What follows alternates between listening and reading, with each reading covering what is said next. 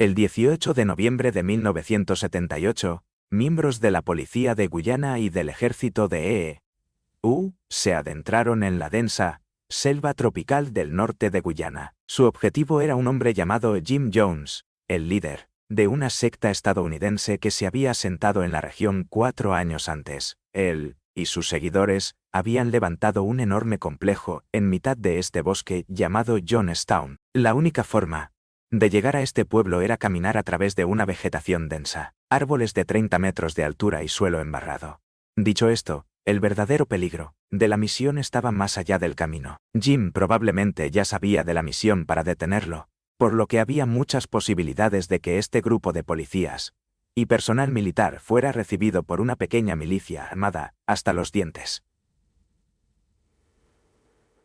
Sin embargo, cuando el grupo llegó a Jonestown, había un silencio sepulcral, y al cruzar la entrada, se encontraron con una escena que solo podría ser descrita como el infierno en la tierra. Todo el pueblo estaba vacío, a excepción del pabellón central, que estaba rodeado por los restos de cientos de personas, incluidos muchos niños. El número total de víctimas se calculó en unas 900, lo que la convirtió en la mayor pérdida de vidas civiles estadounidenses en un incidente deliberado hasta ese momento de la historia.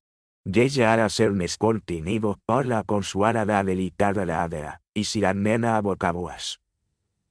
Y aunque inicialmente se consideró un caso evidente de suicidio colectivo, la realidad fue mucho más horripilante de lo que nadie podría haber imaginado. La secta de Jim Jones comenzó originalmente como una iglesia en los E.I.E.U.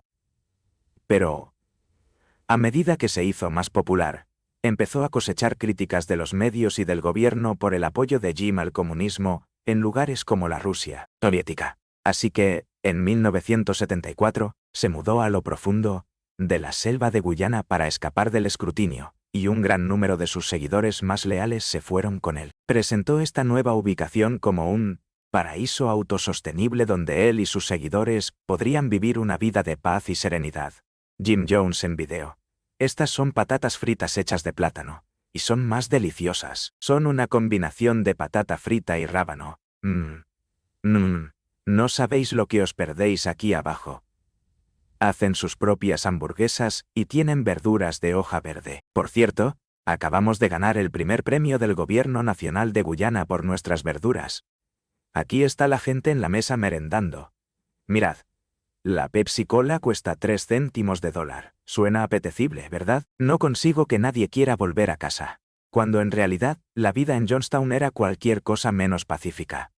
Los miembros debían trabajar 12 horas al día, 6 días a la semana, y no había nada que pudieran hacer para escapar de esas condiciones tortuosas. Jim ya había llegado a un acuerdo con el gobierno de Guyana para que conseguir un visado de vuelta a E.U. fuera casi imposible. Además, todo el recinto estaba rodeado por una valla con guardias armados patrullando para atrapar a cualquiera que intentara escapar. Pero con el tiempo, los familiares de los miembros que aún vivían en así que, en noviembre de 1978, el congresista Leo Ryan y otras 17 personas, incluidos miembros de la prensa, visitaron Guyana para investigar Jonestown.co. Llegaron a la sede el 17 de noviembre y comenzaron su operación, mirando a su alrededor y hablando con la gente, todo lo que pudieron para descubrir la verdad sobre Jonestown.com.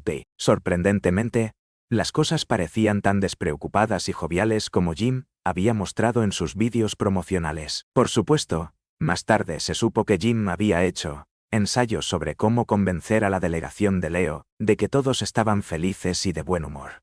Pero incluso entonces, la verdad no permaneció oculta por mucho tiempo. Fedicin hacía la intercesión del disco tremendo en sido oculta por mucho tiempo. Esa noche, 2 miembros, Vernon y Mónica, pasaron en secreto una nota inquietante a la delegación que decía: estimado congresista, Vernon Gosney y Mónica Bagby, por favor ayúdenos a salir de Jonestown. Esto animó a otros miembros de la delegación a preguntar a los demás si también querían irse, y 9 miembros más de la secta se armaron de valor para dar un paso adelante. Esto incluyó incluso a uno de los hombres de confianza de Jim, revelando lo malas que eran realmente las condiciones de vida en Johnstown. A la mañana siguiente, el grupo de Leo llevó a estos miembros a la pista de aterrizaje cercana de Kaituma para que pudieran volver a casa. Pero, justo cuando estaban subiendo a los aviones, los secuaces de Jim aparecieron frente al avión en un camión y abrieron fuego, matando a 4 personas, incluido el congresista Leo Ryan. De vuelta en Johnstown, Jim reunió a los miembros en el pabellón central y les dijo que bebieran la bebida de uva envenenada. En sus palabras, esta era la única forma de escapar del gobierno estadounidense. Jim Jones, no podemos volver. No nos dejarán en paz. Ahora van a volver para contar más mentiras. Lo que significa más congresistas, y no hay forma, ninguna forma de que podamos sobrevivir. Jim Jones. Jim y servirán para pulcordar a las sobras a operado. Al final, mientras muchos miembros con el cerebro lavado estuvieron de acuerdo con Jim y bebieron el zumo envenenado voluntariamente, otros, incluidos niños, fueron obligados a beberlo a punta de pistola. A algunos incluso se les inyectó.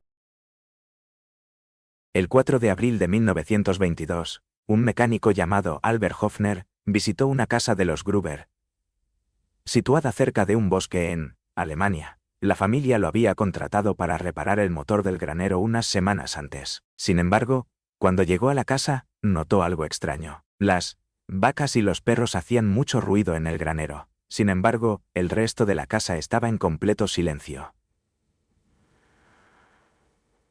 Intentó llamar a la puerta y dar voces varias veces, pero nadie salió. Suponiendo que no estaban en casa, esperó en el patio durante 1 hora antes de decidir marcharse. Pero justo cuando estaba a punto de irse, notó que la puerta de la sala de máquinas estaba abierta, así que decidió reparar el motor de todos modos y volver a por su pago más tarde. Al terminar las reparaciones, Albert quiso informar a uno de los vecinos sobre su trabajo. Pero la casa estaba completamente aislada, con el vecino más cercano a más de medio kilómetro de distancia. Sin otra opción, dio un rodeo y llamó a la puerta de Lorenz Schlittenbauer, el vecino más cercano. Lorenz, sin embargo, encontró la casa vacía extremadamente sospechosa. Conocía bien a la familia y pensó que le habrían informado si se hubieran ido a algún sitio. Así que, más tarde esa noche, se unió a 2 de sus vecinos para ir a comprobarlo por sí mismos. Efectivamente, la casa estaba tan vacía como Albert había informado. Mientras miraban por la casa, uno de ellos notó que la puerta del área de maquinaria también estaba abierta. Los 3 entraron por esa puerta. Tras examinar la sala de máquinas, decidieron investigar más allá forzando la puerta del granero que conectaba con ella. Sin embargo, la horripilante visión de la que fueron testigos al otro lado de la puerta probablemente les acompañó el resto de sus vidas. Al principio, todo parecía normal, pero entonces uno de ellos vio lo que parecía un pie humano que sobresalía de un montón de heno. Resultaron ser los restos de Cecilia, de 72 años, la dueña de la casa. Al acercarse, también notaron 3 cuerpos más esparcidos por el granero. Estos incluían al cabeza de familia, Andreas Gruber de 63 años, y sus 2 hijas. La situación se volvió aún más macabra. También descubrieron los restos del nieto de Andreas, Joseph, de 2 años, en su carrito con el cráneo aplastado, así como a la criada de la familia, María, en una habitación diferente. Alguien había asesinado a toda la familia Gruber, y se había ido sin ser atrapado. Más tarde, la investigación concluyó que la familia fue asesinada 4 días antes, el 1 de abril, pero lo que hizo que este crimen ya de por sí horrendo fuera aún más escalofriante fue que se llevó a cabo a lo largo de varias horas.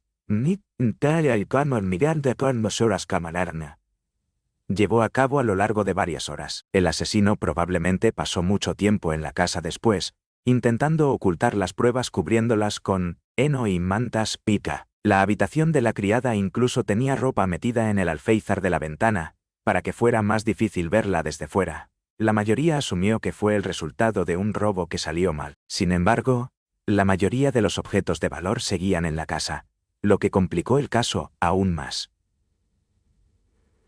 Los vecinos informaron de que la familia había visto a hombres vigilando su casa desde el bosque en múltiples ocasiones. Su anterior criada había renunciado meses antes, afirmando que la casa estaba encantada y que alguien había entrado en la sala de máquinas unos días antes de los asesinatos.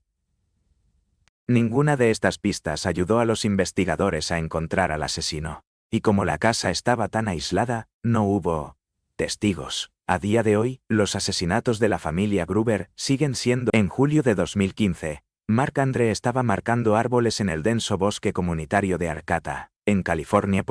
Trabajaba como director de servicios ambientales de Arcata y estaba haciendo una inspección rutinaria cuando algo extraño llamó su atención. Justo al lado de la ruta de senderismo, Mark notó una estructura inusual asomando entre la vegetación. Se acercó y se quedó atónito al encontrar una cabaña en mitad del bosque. Lo que hizo este descubrimiento aún más extraño fue el hecho de que no era una choza construida a toda prisa. Me contela. Dio a la prisa. Estaba sorprendentemente bien construida, con una base estable de bloques de hormigón, láminas de plástico para mantener el interior seco, e incluso una cerradura en la puerta principal. Alguien claramente había pasado semanas, si no meses, construyéndola desde cero. Mark notificó inmediatamente a los guardaparques, quienes pasaron los siguientes días vigilando cerca de la cabaña para ver si el dueño regresaba. Finalmente, forzaron la cerradura para ver si podían encontrar alguna pista sobre quién vivía allí. Pero esto solo los dejó aún más confundidos. Dentro, encontraron todo lo que alguien necesitaría para sobrevivir en mitad de la nada: agua fresca, una estufa de leña, comida enlatada, e incluso libros perfectamente apilados en las estanterías. Parecía más un estudio pequeño que una cabaña improvisada. Sin embargo, ninguno de los objetos del interior proporcionó pistas sobre la identidad del dueño. Como nadie había regresado después de varios días, los guardabosques asumieron que la cabaña había sido abandonada. Siguieron los procedimientos adecuados y dejaron un aviso de desalojo en la puerta principal antes de abandonar el lugar. Pero cuando Mark y los guardaparques regresaron para demolerla, hicieron un descubrimiento aún más impactante. Toda la cabaña había desaparecido sin dejar rastro. No quedaba ni un solo clavo. En su lugar estaba el símbolo internacional de los ocupas dibujado con carbón. Esto planteó más preguntas, de las que respondió. ¿Cómo se las arreglaban los residentes de la cabaña para estar siempre fuera cuando los guardabosques la visitaban? Y lo más importante, ¿por qué se escondían en mitad de un bosque en primer lugar? Es posible que esta persona fuera un criminal prófugo, pero incluso después de una década, nadie conoce la respuesta real. En mayo de 2016, un excursionista caminaba por un bosque en Harlan, Kentucky. A mitad de su trayecto, descubrió una cámara de fototrampeo tirada en el suelo del bosque.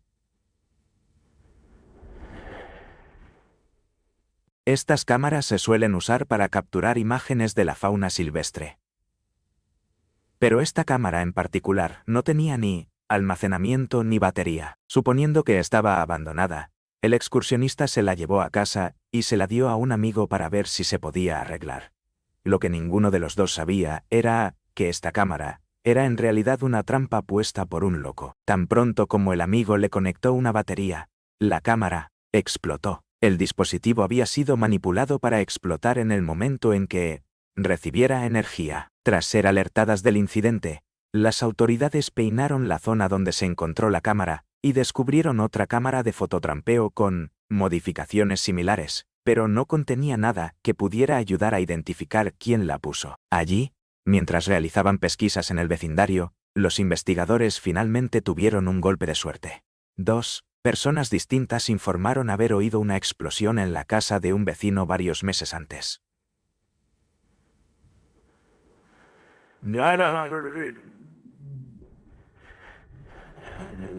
Ese vecino era Mark Sawaf, de 39 años. Cuando las autoridades registraron su casa, encontraron cubos llenos de materiales para fabricar bombas y una nota escrita a mano que decía: «Cámara rota para un alma rota». Fue detenido el 21 de junio de 2016. Pero antes de que pudiera ser acusado oficialmente, la policía quiso su ayuda para localizar otras cámaras explosivas que pudiera haber dejado atrás. Durante este viaje, Saoaf intentó arrebatarle el arma a un agente, probablemente en un intento de fuga. En el forcejeo, recibió un disparo accidental y murió. Antes de su muerte, ayudó a la policía a encontrar 12 cámaras manipuladas más escondidas por todo el bosque de Harlan. Pero es totalmente posible que muchas otras sigan ahí fuera, esperando a ser descubiertas por un transeúnte desprevenido. El 10 de noviembre de 1985, un cazador caminaba por los densos bosques del Parque Estatal Bear Brook en Allenstown, Nuevo Hampshire. Había usado esa ruta muchas veces, pero esta vez, algo inusual le llamó la atención. Oculto bajo un montón de hojas y escombros, había un barril de metal de 200 litros oxidado. Curioso, se acercó solo para descubrir los restos descuartizados de 2 personas en su interior. Las autoridades fueron alertadas de inmediato. La investigación posterior reveló que las víctimas eran una mujer joven y una niña. Ambas habían sido asesinadas por un traumatismo craneal, luego descuartizadas y metidas en el barril. Lamentablemente, ambos cuerpos estaban demasiado desfigurados para ser identificados. Sin pistas, el caso se enfrió hasta el año 2000 con Toyota. Un agente estatal estaba revisando la zona donde se encontró el primer barril, con la esperanza de descubrir nuevas pistas. Pero en su lugar, se topó con algo mucho peor. Otro barril idéntico, de 200 litros a solo 130 metros del primero. En su interior estaban los restos de otras 2 niñas pequeñas, ambas de entre 1 y 4 años. Habían sido asesinadas de la misma forma brutal. Traumatismo craneal, y luego desmembradas. El descubrimiento confirmó que los 4 asesinatos eran obra de la misma persona. Pero incluso con esta nueva prueba, el caso permaneció sin resolver otros 14 años. Finalmente, gracias a pruebas avanzadas de ADN, se identificó a 3 de las 4 víctimas. La mujer adulta era Marlise Elizabeth Honeychurch, de 24 años. Las 2 niñas eran sus hijas, Mary Bone, de 7 años, y Sarah McWatters, de 11 meses. Esta identificación ayudó a estrechar la investigación, pero no reveló al asesino de inmediato. Con el tiempo, las pruebas de ADN señalaron a un hombre llamado Terry Peder Rasmussen. Fragmento de interrogatorio: no soy médico. Ambas historias tienen su base. Tal vez ella se hizo daño y te preocupa que se sepa que se lo hizo ella misma. ¿Es eso cierto? Si estás pensando si era suicida, sin que las autoridades lo supieran en ese momento, Rasmussen ya había sido arrestado por el asesinato de su esposa en 2002. Fue sentenciado a cadena perpetua y murió en 2010, mucho antes de que nadie lo vinculara con los asesinatos de Bear Brook. Aunque el caso está técnicamente resuelto, quedan muchas preguntas sin respuesta. Y con el asesino, ya fallecido, y sin poder enfrentarse a la justicia, la historia sigue siendo una de las tragedias más perturbadoras y tristes jamás descubiertas en un bosque. Un hombre que paseaba a su perro cerca de Ashford, Washington, hizo uno de los descubrimientos más inquietantes en Red Elm Woods.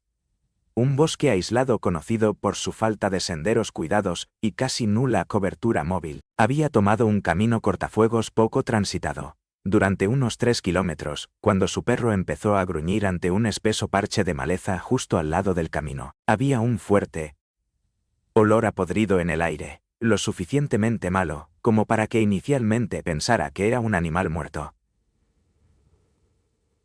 Cuando fue a investigar, encontró una fosa poco profunda de aproximadamente 1,5 metros. En su interior había 6 grandes bultos envueltos en plástico negro y cinta americana. Se habían colocado pesadas piedras de río encima de cada uno, como para que no se movieran. Uno de los bultos tenía un desgarro en una esquina, y a través de él vio una mano humana.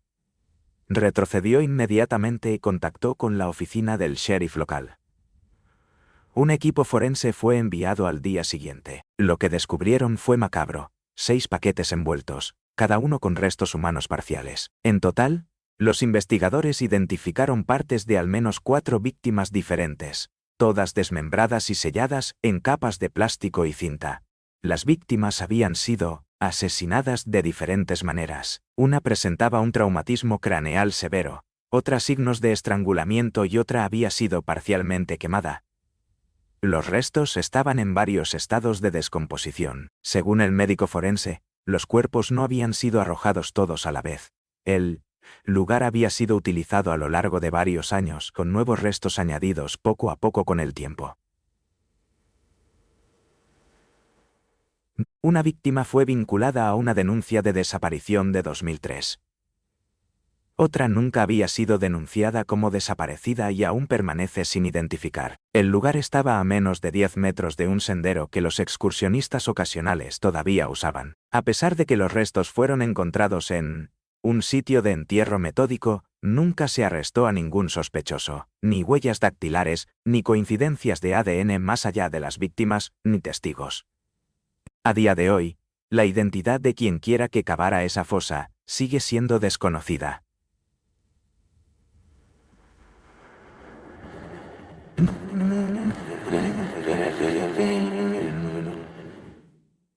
En octubre de 1991, un hombre que caminaba por un camino rural cerca de Bedgebury, Inglaterra, hizo un descubrimiento que aún persigue a los investigadores. Amin persigue a los investigadores. Oculto, entre la maleza, envuelto firmemente en un trozo de alfombra, había un torso humano. Faltaban la cabeza y ambas manos. Los brazos habían sido cortados limpiamente justo por debajo de los codos, probablemente para eliminar tatuajes identificativos. El análisis forense determinó que la víctima era un hombre en buena forma física de entre 30 y 45 años, probablemente de origen alemán. No hubo coincidencias con ningún informe de personas desaparecidas en el Reino Unido. La precisión del desmembramiento sugería que el asesino sabía exactamente lo que estaba haciendo. Quienquiera que fuese, había tomado medidas deliberadas para borrar la identidad de este hombre. Los investigadores lanzaron la Operación A23, un grupo de trabajo masivo, que involucró a 60 agentes y más de 150.000 euros en recursos. Incluso registraron una casa de alquiler abandonada cercana, que una vez fue ocupada por un hombre que usaba un alias alemán. Dentro había una pista extraña. Una revista para adultos con números escritos en su interior, pero nunca se encontró un vínculo directo con el asesinato. Más de 3 décadas después, la víctima sigue sin identificar y el asesino nunca fue atrapado. Todo lo que queda del caso es el nombre dado por los medios: el torso de Bedgebury.